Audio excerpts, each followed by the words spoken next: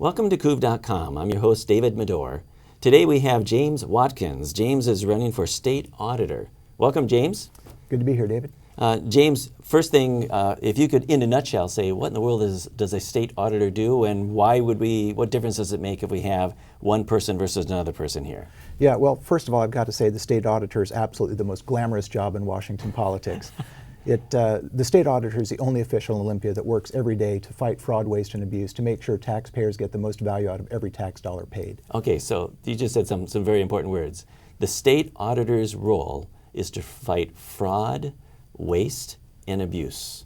Absolutely. Across every government entity, there are about 2,700 entities in Washington state that receive taxpayer money, and the state auditor looks at all of those mostly annually with financial audits, and then also has the ability to do performance audits on any entity in Washington state with independent funding that we as citizens gave the state auditor's office. Okay, so the question is, if the state auditor fights waste, fraud, and abuse, does it matter who is doing the waste, fraud, and abuse? Does it matter if it's citizens defrauding the government, or does it matter if it's the government defrauding citizens? Does it make a difference? The state auditor is charged specifically with looking after the government to make sure that the government is operating well and efficiently. There's been a lot of cases recently where we've had public officials that have been defrauding the citizens, that have been skimming money from their various areas of responsibility, and that is what the state auditor fights.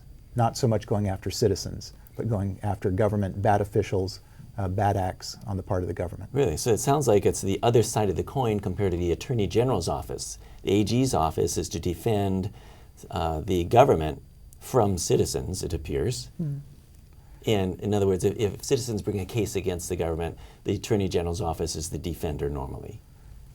And this is, do you ever find that let's say that there's an offense, something that happens very bad, citizens are getting ripped off by some branch of the government, some agency.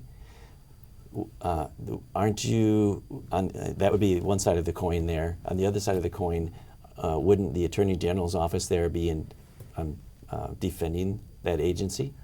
The way that it works with the state auditor is the auditor's office works very closely with the Attorney General to go after bad actors in government.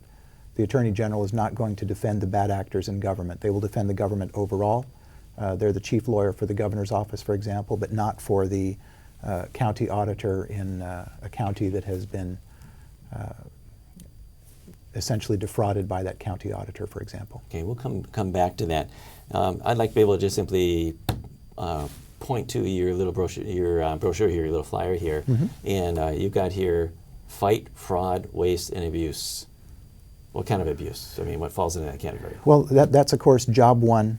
The abuse is the abuse of the public process, and it can span a range of things, anything from failing to meet with open meeting requests. It can be actually stealing from public coffers. It can be insider deals. All sorts of things can be abuse.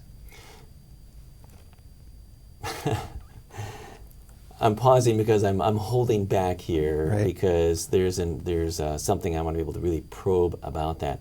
Open government, that whole idea of all that process needs to be out in the open, encourage public participation. Right. What happens, let's say that a decision, foundational decisions, the bedrock decisions, are made by a government agency that obviously tries to minimize or discourage public participation. They don't keep minutes. They don't give proper notice for those meetings. They arrive at these decisions and then later on deny that happened. They didn't have to meet that, or it was in draft form, or it was a number of excuses. What's the consequence? Does somebody go to jail, or just say, well, just go back and clean up, or do you invalidate decisions? What happens? There are various penalties under Washington state law. Personally, I think it's an incredibly serious thing when public officials subvert the public's right to know. It's one of the things that Brian Sontag, our current auditor, has worked on very hard for a number of years. It's something I intend to focus on in office. Can you define what you mean by subvert? Well, sure. If a public entity chooses not to release data to the public that the public has a right to know about, that is subverting the public's right to know. In a democracy, Our public has to know what the government is doing in order to monitor the government, to choose to support that government, vote against it, whatever. They have to know what the government's doing. We've seen cases recently where individual governments have taken a hard line against releasing information, and there have been very bad consequences for those localities as a result. What kind of consequence? Well, we have a case up in Washington, sort of central Washington, on the west side of the mountains, where a small locality there decided they were not going to release specific information that they were required to release. They have taken that to court and fought and fought and fought, and they've now nearly bankrupted their municipality as a result of that. So people lose because that's taxpayer funds. Absolutely. The people lose, and ultimately those people in office will lose. There are various penalties associated with that. I don't think those penalties are severe enough or harsh enough.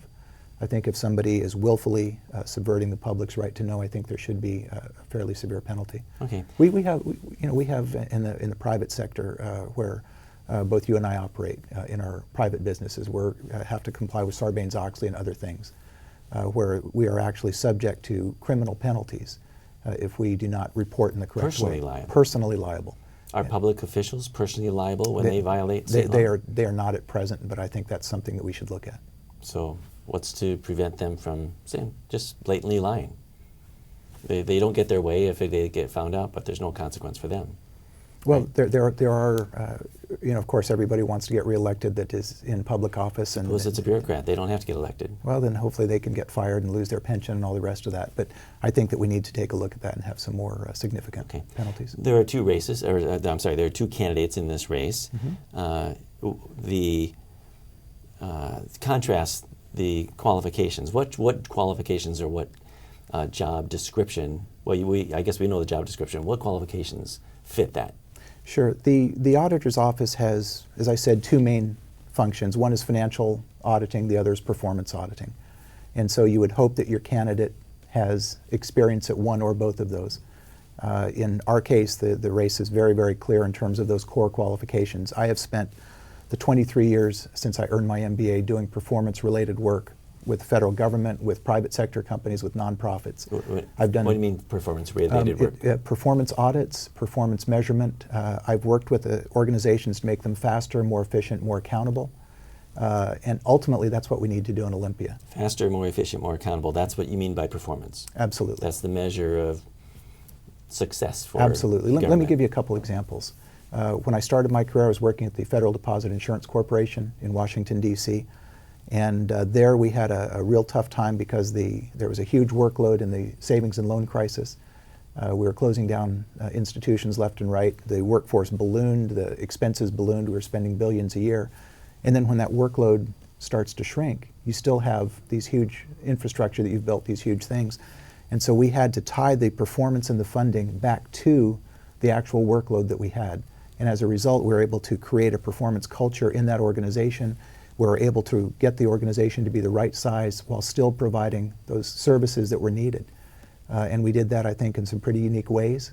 And it made a huge difference for that organization. In the private sector, let me give you another example. I have a client, or had a client, who was doing work similar to the government in that they had information coming in on thousands and thousands of pieces of paper. They needed to collect that, synthesize it, get it online, and then distribute that to their clients. You mean digitize it? Digitize it. But there was a lot of analysis that went in between. And over the course of a year, 2 years, we did a series of small performance engagements where we would look at a specific aspect. Bottom line is we're able to increase their productivity by 400%. We're able to decrease their per unit cost by 50%. And as a result, we were able to hire more people because the company was just that much more efficient, more effective, and was doing better. So you help tune up organizations. Yeah. Which it should be the calling for every bureaucrat and every elected official. Right? You'd like to think so. It's how do you do more with less? And right now we're in a situation with our state government that we are not going to get any new taxes coming in. The citizens are not, we voted 60-40 against an income tax. We have a 2/3 majority up on the ballot again this year, and that's expected to pass again. So there's going to be no more new sources of tax revenue coming to the legislature in Olympia. So, although I just came from a meeting just a few days ago that they are the same legislators are projecting $2 billion more income next year. Well, that may be as a result of a turnaround in the economy that they're expecting? that they're expecting. I don't know that I've seen that turnaround personally. We haven't seen a whole lot here. You know, certainly not in my business. Our county is still in a decline. Yeah, as stagnation. I've traveled around the state, I think that's true of the bulk of the state, with the possible exception of King County and some of the areas there where the economy is going very well. Can you contrast your opponent, if I call him that, the other candidate? Yeah. There's been some, when it comes to integrity, I would think that would be the foundation for the qualification for anybody who's going to be filling this position. We don't want to talk negatively about the other candidate, but there are some relevant issues when it comes to the integrity, the ability to be able to really fight fraud. It needs to come out. Yeah, it's a series of unfortunate events occurred during the campaign. My opponent was involved in a series of lawsuits that were not revealed in the press or by his own political party or even his opponents. And so my team got these tips, starting in around June, of these wild allegations of misappropriating millions from mortgage borrowers and sending money to Belize and tax evasion, all sorts of things like this on the part of my opponent. We did the research. We uncovered a treasure trove of documents between 600 and 800 pages in my opponent's own testimony, own sworn testimony, talking about the facts of this. We did not draw conclusions from that. I have not made any accusations, but what we did do is we published all those documents at factchecktroykelly.com. So citizens, the media, interested parties can look at that and decide for themselves. And what was the outcome of that? Well, we got press all over the state. It's been picked up on television. We've had a series of independent stories that have come out. There's a new one that broke just yesterday, talking about that they've validated that my opponent physically opened the accounts in Belize under his own signature, and it's just a sordid story. Now, during campaigns, there are those that have tactics that just simply you accuse people of something or imply that they did something. Mm-hmm. In this case, is he going to court? Has he settled? What's the status? Well, what happened with these lawsuits is he settled in 2011, shortly before he was to go to court. He made what has been reported as a large cash settlement. He refuses to allow that to be unsealed. He's saying it was a small nuisance amount, and if we could only release it, of course, it would be proven to be a nuisance. So his opponent in that lawsuit, the folks that sued him, said, well, it was not a nuisance lawsuit, and we're happy to unseal the settlement amount. Of course, my opponent has refused now to do that. It's unpleasant. It can be, well, it's certainly unpleasant anytime you get accused of any kind of a crime. And you have two recourses at that point. One is you can say, oh, well, I'll defend myself, I'll go to court. Mm-hmm. The other is to settle. And the expense of going to court, everybody knows that is a painful, expensive process. You don't want to go that way unless you really have to. But if you're a public official, what that really also, the price you pay if you settle, it's somewhat of an admission of guilt. At least it implies that. I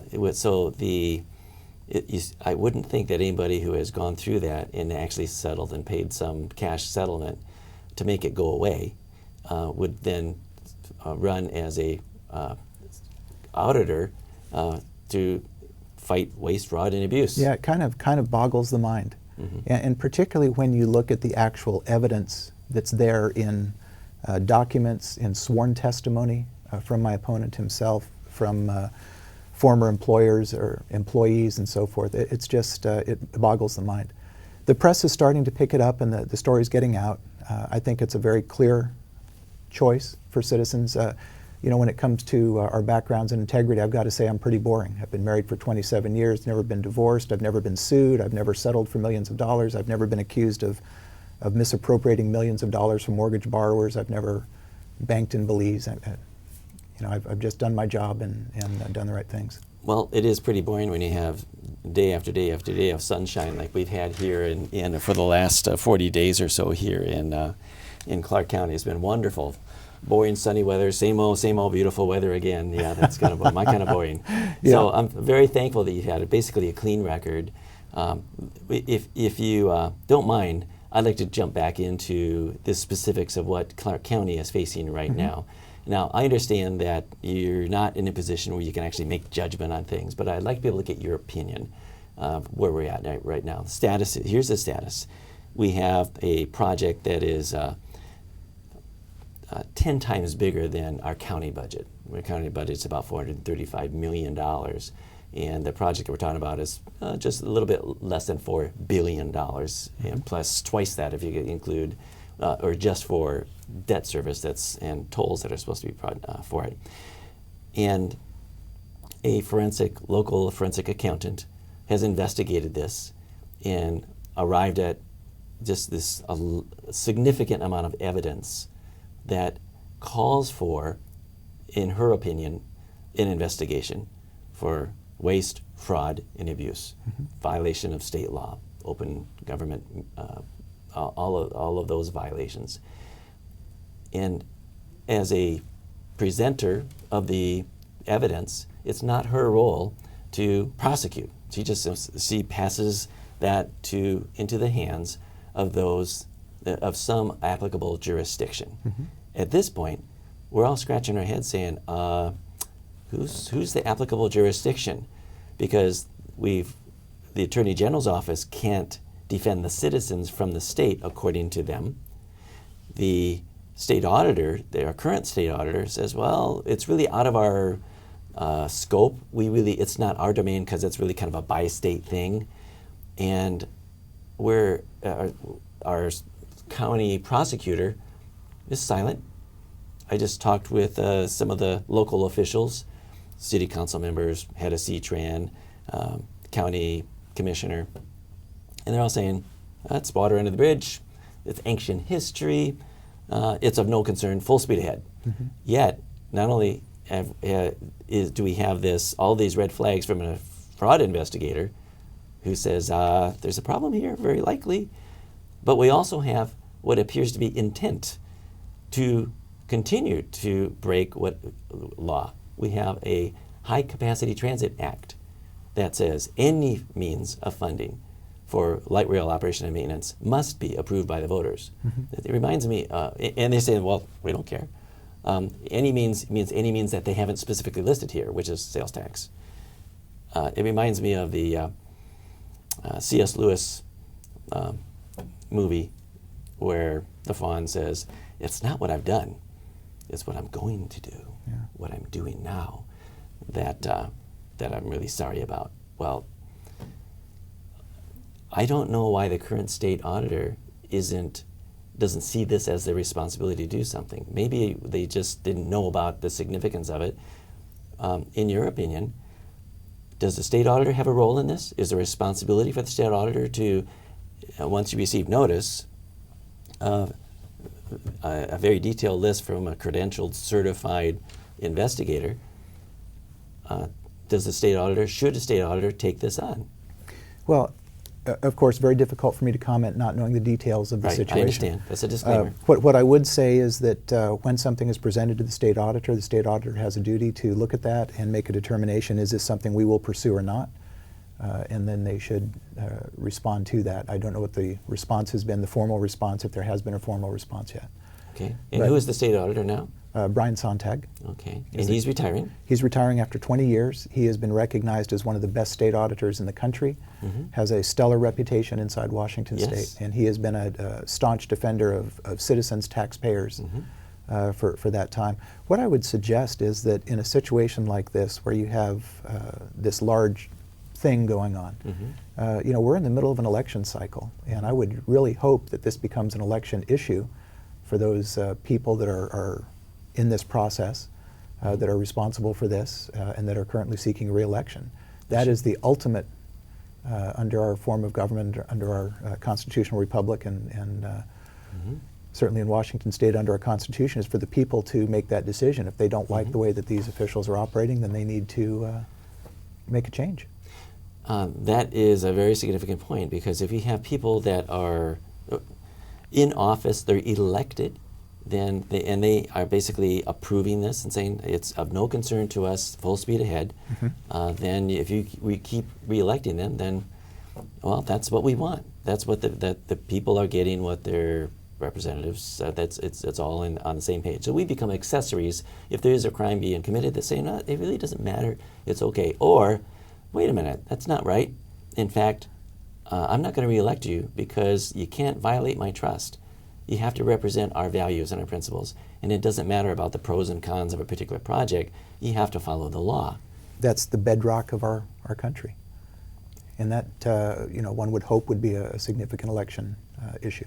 I hope it will be. In this case, we've got every member of this State House of Representatives up for election. Mm-hmm. Jim Moeller, in particular, has been the #1 person in the state that has provided at least $50 million from our state treasury to fund this particular bureaucracy that's in question. Mm-hmm. We have 2 county commissioners up for election. One of them, Mark Bolt, approved this project, even though this same forensic accountant gave him all these red flags and said, you shouldn't really do that yet because things don't seem to be right. Still, he approved it. Mm-hmm. And still, we have millions of dollars going out each month, going into this with no bids, just handing this money to this same organization. And even on this ballot, we have an issue, Proposition 1. Actually, there are 3 Proposition 1s on the Clark County ballots, believe it or not. Confusing. But one of those is to basically pull the trigger on this project, put gas in the car, which is to fund operation and maintenance of light rail. Mm-hmm. All this is up in the air right now to give money into this organization, this bureaucracy, that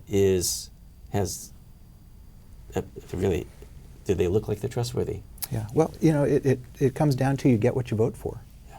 And, until citizens vote for the things that they believe in and make sure that they're getting who they believe they're voting for, that's what we'll get. Okay, well. So let me just sort of take an aside here. Mm-hmm. There are a couple of ways you can run campaigns. There are a couple of ways that you can politic, and you can politic at a grassroots level with the support of the people, or you can try and do it a different way. And I believe that it's incredibly important for folks that are running for office to build that grassroots support. Mm-hmm. Bottom up. Bottom up. Got to be bottom up. In my campaign for state auditor, I have hundreds of volunteers all over the state. I have tons of small donors, and guys, I've got a funding mechanism that's probably a little unique. I've got a thing called the Skinny Cat Club, where I have small donors that are giving me $10 a month, $25 a month. I've got one donor that gives me $5 a month Mm-hmm. to fund better government, to fund their vision of good government. Mm-hmm. And that is where we've got to go as a populace and a people, is to build this kind of grassroots support for Mm-hmm. candidates. Yeah. And not just sort of outsource our decision making to the guy that's been there for 27 years. I fully agree. I've never really run for office in Washington State before, and this is really an experience. I'm actually running for a local office here, and the fellow that I'm challenging, he's endorsed by the government. He's been endorsed by the local officials, Mm-hmm. and in contrast, I'm like you, and I'm getting little $5 donations and $7.50 donations.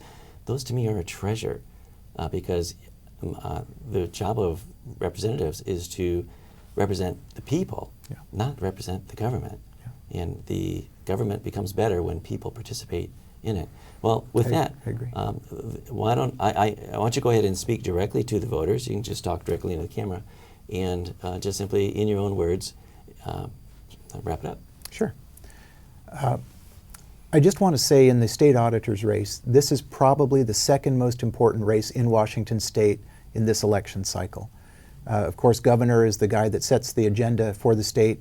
We all know about that race. The state auditor is the only official in Olympia that's going to fight fraud, waste, and abuse, try to make our government better, more efficient, more effective, and also try to rebuild trust in government. Now, I have run a campaign across the state. I have done hundreds of live events. I have done hundreds of speeches. And I have talked to Republicans, Democrats, independents, labor, business. I've been endorsed by Republicans and Democrats. I've been endorsed by labor groups and business groups.